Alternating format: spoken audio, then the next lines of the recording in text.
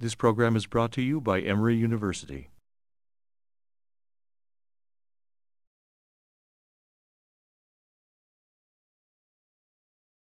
Babe Ruth may be the greatest ball player of all time, but it's worth remembering that his amazing numbers, like all human achievements, were partly dependent on having the right support network. Caesar beat the Gauls, but he probably had a cook with him. The Babe was perhaps the most gifted man ever to play baseball, but he was also one of the luckiest. His greatness was enabled by two events which took place almost simultaneously with his sale to the Yankees. And the change he brought to baseball might not have been nearly as transformative were it not for two independent events that occurred almost simultaneously with the Babe's move to New York. The first was professional baseball's adoption in 1920 of a different, apparently more elastic baseball. And the second was the requirement that umpires call frequently for new white baseballs to be put into play.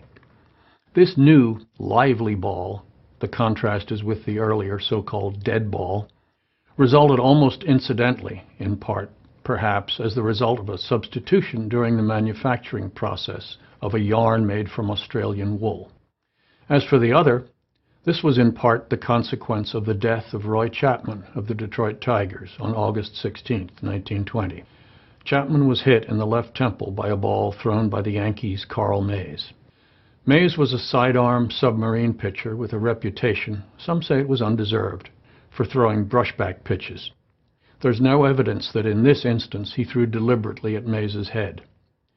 Nor was there any reason, that situation in the game, for him to do so. Chapman was felled instantly, stunned as if by a blow from a killing hammer.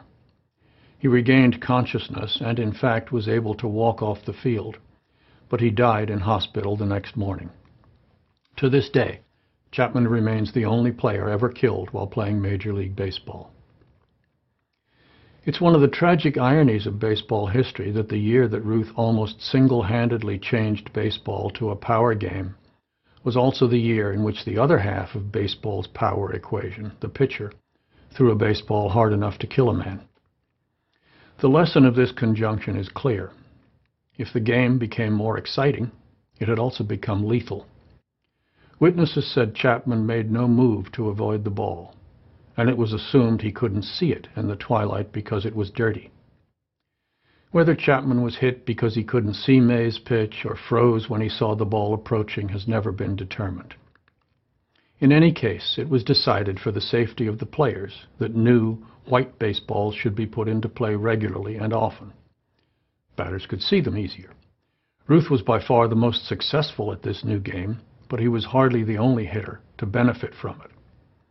In 1919, the last year of the so-called dead ball era, Ruth hit 29 home runs. The next year, when the new, live, highly visible baseball was first used in Major League play, Ruth nearly doubled his previous year's total by smashing 54 balls over the fences. In 1922, the year after, he hit an almost unimaginable 59 home runs. Ruth missed the first 7 weeks of the season because of a suspension for violating a rule that barred players who had competed in the most recent World Series from playing in postseason exhibition games. That year, he went on to hit 35 home runs, but that total, which only 3 years earlier would have been a prodigious number, put him in third place, behind Ken Williams of the St. Louis Browns, who hit 39, and Tilly Walker of the Philadelphia Athletics with 37. As Shakespeare was buoyed to hitherto unimagined crests of verbal efflorescence by the energy of a new emergent nation-state, Babe Ruth rode the harder, brilliantly white, and scuff, mud, and spittle-free baseball into sports legend. It might have all been different, says Brett to Jake at the end of Hemingway's novel The Sun Also Rises, and nowhere is the fragility of human affairs more clear than with the early careers of the game's two greatest players, Babe Ruth and Ty Cobb. Ruth was playing baseball for an orphanage in Baltimore when he got a tryout based entirely on a tissue of hearsay and outright lies. And Cobb had to resort to shabby conniving to get his shot. Cut after only 2 days during his tryout with the Augusta Tourists, Cobb joined the lowly Anniston Steelers.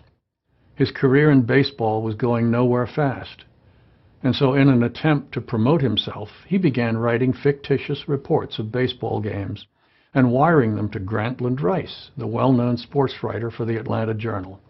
Cobb made up stories from make-believe fans, all of whom raved about this new sensational rookie, Ty Cobb. The wires came from towns located all over the southeastern United States, and since they all seemed to be written in different styles, Rice assumed they were genuine. Eventually, Rice himself wrote a column of his own, praising a young player named Ty Cobb, whom he'd never seen play. Fortunately, Cobb eventually lived up to his early opinion of himself, and more. If Ruth's success in hitting owed partly to time and chance, so did his unprecedented notoriety. Here, too, Ruth brought change to American life. In the 1920s in New York, no fewer than 18 newspapers hit the streets daily. And it was inevitable that in their competitive struggle for readers, they'd seize on a larger-than-life figure like Ruth to generate sales. More recent media frenzies like Michael Jackson's death or Tiger Woods' extramarital affair, these are ephemeral in comparison with the ongoing media attention that was then lavished on Babe Ruth. Jackson's and Woods' notoriety lasted at most a few months before the news media moved on to the next manufactured sensation. But beginning in 1920, and for at least the next 15 years, as far as journalists were concerned, anything the Babe did was worth mentioning. George Herman Ruth moved in a nimbus. Before the ink was dry on his new contract with the Yankees, Ruth fell into a journalistic environment especially suited to the public's desire to get closer to its heroes and its celebrities than ever before. Ruth played the role of a celebrity perfectly. Sports reporting, until the Babe era, was for the most part just that, sports reporting. Who won, who lost, what was the score? But Ruth's gluttony and philandering were impossible to ignore. His food intake beggared description. A meal for Ruth was like mortal combat between him and those parts of the animal kingdom that appeared on his plate. It was an early version of man versus food. As for his sex life, his affair with Claire Hodson, whom he eventually married, became a public melodrama. But for the most part, the nights Ruth spent with 1, 2, 3, or more women who were not his wife went unreported. It really was a different world for journalists then. "I could have written a story every day on the Babe," said one sport writer, "but I never wrote about his personal life, not if it would hurt him."